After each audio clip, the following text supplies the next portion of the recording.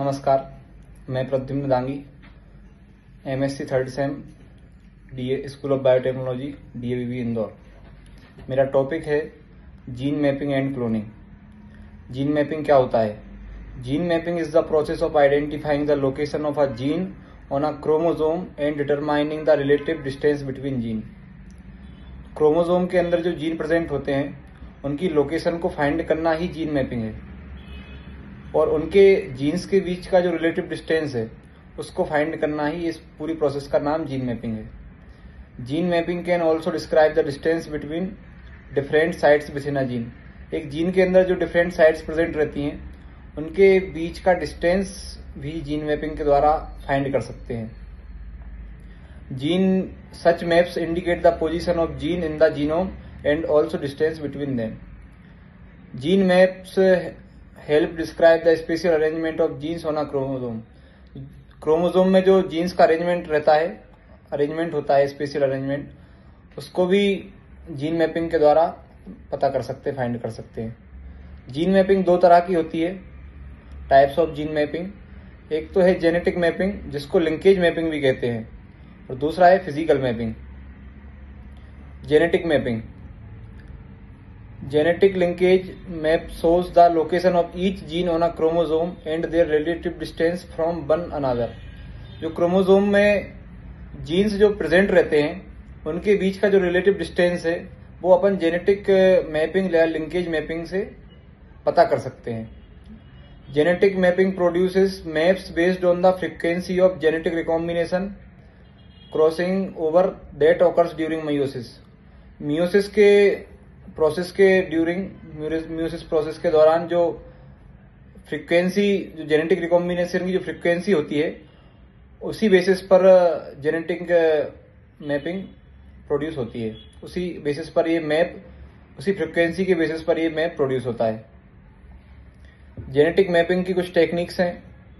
Recombination frequency analysis, studying how often genes are inherited together to determine their relative position.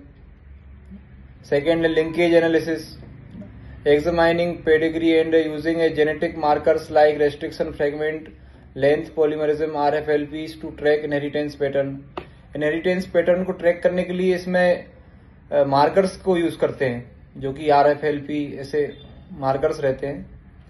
तीसरा है genome wide association studies, analysing common and rare genetic variants to find gene linked to a disease. अगला है physical mapping.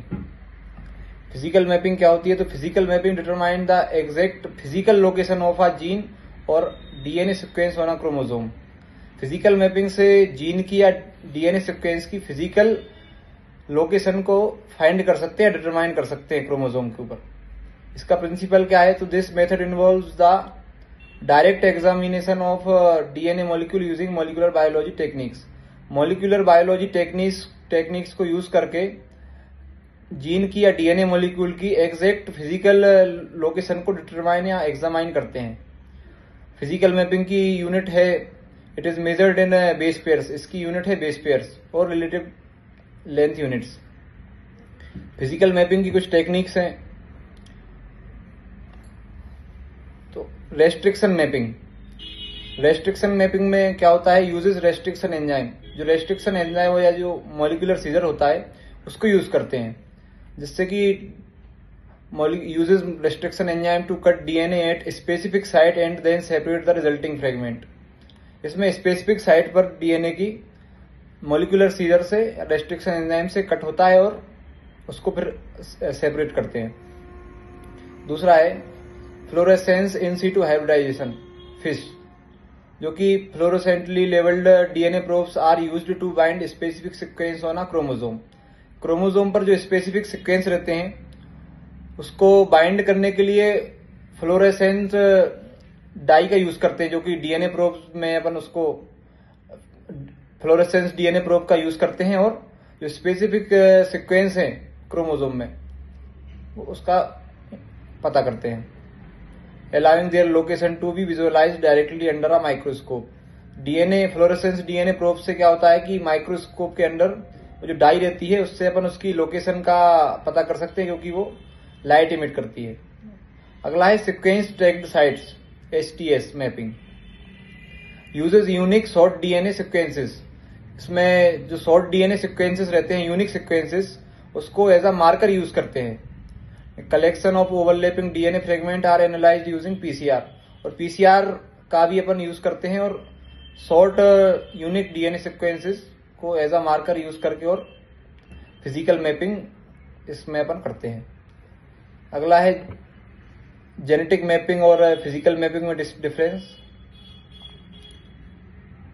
It is constructed genetic map. It is constructed using recombinance frequency calculated from the progenies. Physical map में it pertains to locating the position of DNA sequences. Genetic map में क्या होता है? It is an indirect method of locating the position of genes और DNA markers. ये एक indirect method है। और physical map, जेनेटिक मैपिंग की यूनिट ऑफ मेजरमेंट है सेंटीमॉर्गन, जो एक मॉर्गन नाम के साइंटिस्ट थे, उन्होंने ही डिस्कवर करी सेंटीमॉर्गन। और फिजिकल मैप में बेस पेयर इसकी मेजरमेंट यूनिट है। अब अपना आज के टॉपिक का जो अगला पोर्शन है, जीन क्लोनिंग। तो जीन क्लोनिंग होता क्या है? तो gene cloning is a molecular biology technique that involves isolating a specific gene and making multiple identical copies of it. Gene cloning में क्या करते हैं? तो जो अपना जीन ऑफ इंटरेस्ट रहता है, किसी भी सेल से अपन उस डीएनए को, जीन को आइसोलेट करते हैं, और उस जीन की फिर अपन मल्टीपल आइडेंटिकल कॉपीज बनाते हैं जीन क्लोनिंग में। Making multiple identical copies of it by isolating gene of interest. This process creates a recombinant DNA molecule by inserting the gene of interest into a vector such as plasmid. इसमें जो अपना gene of interest रहता है, जिसको अपन isolate करते हैं, और उसको अपन एक वेक्टर में इंसर्ट करने के बाद एक नया मॉलिक्यूल फॉर्म होता है, जिसको कहते हैं रिकॉम्बिनेंट डीएनए मॉलिक्यूल, जिसको अपन एक प्लाज्मिड में या वेक्टर में इंसर्ट करते हैं, and then introducing this into a host cell like bacteria. जिस मॉलिक्यूल को अपन एक बैक्टीरिया या होस्ट सेल में इंट्रोड्यूस करते हैं, जो कि बाद में रेप्लिकेट करता है, जिससे कि अपनी जो मल्टीपल आइडेंटिकल कॉपीज हैं वो इसके बैक्टीरिया के अंदर बनती हैं रेप्लिकेशन के बाद। जीन क्लोनिंग की कुछ स्टेप्स हैं: gene isolation, vector insertion, recombination, transformation, selection और एम्प्लीफिकेशन। एक एक करके हम सभी स्टेप्स की बात करेंगे। Steps of gene cloning. सबसे पहले gene isolation. The desired gene is isolated from N organisms DNA using restriction enzyme. Restriction enzyme का यूज करके जो डिजायर्ड जीन है या जो जीन ऑफ इंटरेस्ट है, उसको अपन किसी भी एक ऑर्गेनिज्म के डीएनए से आइसोलेट करते हैं ना। इसके बाद फिर उसको अपन वेक्टर में इंसर्ट करते हैं। दूसरा है vector insertion. The isolated gene is inserted into a cloning vector, commonly a bacterial plasmid which has also been cut with the same restriction enzyme. फिर इसी जीन ऑफ इंटरेस्ट को, आइसोलेटेड जीन को, अपन एक क्लोनिंग वेक्टर में insert करते हैं, जो कि सामान्यतः कॉमनली या बैक्टीरियल प्लाज्मिड जो होता है ना।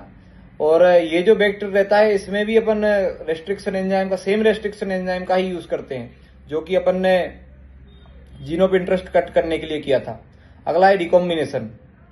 N enzyme called DNA ligase joins the gene and the vector together to create a recombinant DNA molecule. Gene of interest और अपना वेक्टर, इन दोनों को जोड़ने का काम, या एक एंजाइम होता है डीएनए लाइगेज, जिसका काम ही है दो एंड्स को जोड़ना, है ना। तो डीएनए लाइगेज से अपन जीन ऑफ इंटरेस्ट को और वेक्टर को अपन लाइगेट करते हैं, जिससे कि एक मॉलिक्यूल फॉर्म होता है, जिसको कहते हैं रिकॉम्बिनेंट डीएनए मॉलिक्यूल। अगला है ट्रांसफॉर्मेशन। ट्रांसफॉर्मेशन में क्या करते हैं? तो the recombinant DNA is introduced into a host cell such as bacterium through a process like heat shock और इलेक्ट्रोपोरेशन। तो इस रिकॉम्बिनेंट डीएनए मॉलिक्यूल को किसी भी होस्ट सेल में अपन इंट्रोड्यूस करते हैं, ठीक है। सच एज बैक्टीरियम, वो होस्ट सेल बैक्टीरियम हो सकता है, और इसको इंट्रोड्यूस करने की कुछ, उसको इंसर्ट करने की कुछ प्रोसेस रहती है, जिसको क्योंकि हीट शॉक या इलेक्ट्रोपोरेशन ऐसी प्रोसेस का या मेथड का यूज करके अपन उसको रिकॉम्बिनेंट डीएनए मॉलिक्यूल को होस्ट में इंसर्ट कर सकते हैं। अगला है selection. The host cells are cultured on a medium with an antibiotic. Only the cells that have successfully taken up the recombinant plasmid will survive and replicate. तो जो अपना होस्ट सेल है उसको अपन किसी भी कल्चर मीडिया पर, एक specific या सुटेबल कल्चर मीडिया पर ग्रो करेंगे, तो जिस भी होस्ट सेल में जिसने ये अपना रिकॉम्बिनेंट डीएनए मॉलिक्यूल सक्सेसफुली उसके अंदर चला गया, इंसर्ट हो गया है, सिर्फ वही सर्वाइव करेगा और सिर्फ वही रेप्लिकेट करेगा। ये सिलेक्शन मेथड है। अगली है एम्प्लीफिकेशन।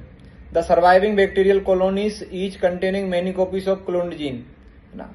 आखिरी में जब होस्ट सेल उस कल्चर मीडिया पर ग्रो करेगा तो रेप्लिकेशन होगा उस सेल के अंदर, तो जो अपना जीन ऑफ इंटरेस्ट है वो भी रेप्लिकेट होगा और इसी तरह से जो उसकी नंबर ऑफ कॉपीज है वो बहुत ज्यादा बढ़ जाएंगी और जीन क्लोनिंग की जो प्रोसेस है वो पूरी होगी। आइडेंटिकल जीन कॉपीज उस जीन ऑफ इंटरेस्ट की इस प्रोसेस के बाद अपने को मिलती हैं। ये उसका डायग्राम है। इसमें शुरुआत में जीन ऑफ इंटरेस्ट किसी भी सेल से या माइक्रो ऑर्गेनिज्म के डीएनए से जीन ऑफ इंटरेस्ट लेते हैं मॉलिक्यूलर सीजर से। यहाँ वेक्टर को सिलेक्ट करते हैं और वेक्टर को अपन कट करते हैं। इसके बाद दोनों का रिकॉम्बिनेंट डीएनए मॉलिक्यूल बनता है। उसके बाद उनको एक नए होस्ट सेल में इंसर्ट करते हैं जिसको ग्रो करते हैं और बाद में ये रेप्लिकेशन के बाद बहुत ज्यादा बड़ी संख्या में और अपने को आइडेंटिकल सेल्स मिलते हैं, है ना। और जो अपनी क्लोनिंग की जो मेथड है वो यहाँ पर आके पूरी हो जाती है। अब जीन क्लोनिंग की कुछ एप्लीकेशन है। मेडिसिनल जो अपना जीन क्लोनिंग है ये अलग अलग प्रकार की और फील्ड्स में इसको यूज कर सकते हैं, जैसे कि मेडिसिनल फील्ड या फार्मास्यूटिकल फील्ड है, production of therapeutic proteins, gene therapy, vaccine development, agriculture field में भी यूज करते हैं। जेनेटिकली मॉडिफाइड क्रॉप्स जो होते हैं उनको बनाने में जीन क्लोनिंग का यूज करते हैं। एनहेंस्ड क्रॉप प्रोडक्टिविटी, जो कोई भी क्रॉप रहता है उसकी प्रोडक्टिविटी को बढ़ाने के लिए, एनहेंस करने के लिए भी जीन क्लोनिंग को यूज करते हैं। रिसर्च एंड एनालिसिस में जीन क्लोनिंग को यूज करते हैं, जैसे कि किसी भी जीन के फंक्शन को आइडेंटिफाई करने में, स्टडी करने में, जीन फंक्शन को स्टडी करने में, आइडेंटिफाई करने में जीन्स को अपन इसको यूज करते हैं। फॉरेंसिक साइंस में जीन क्लोनिंग यूज होती है। एनवायरमेंटल साइंस में भी जीन क्लोनिंग यूज होती है, बायो रेमेडिएशन में। और आखिरी में कंजर्वेशन, जेनेटिक डाइवर्सिटी को कंजर्व करने के लिए, प्रिजर्व करने के लिए भी जीन क्लोनिंग यूज होती है। ये मेरा पूरा आज का टॉपिक था। Thank you.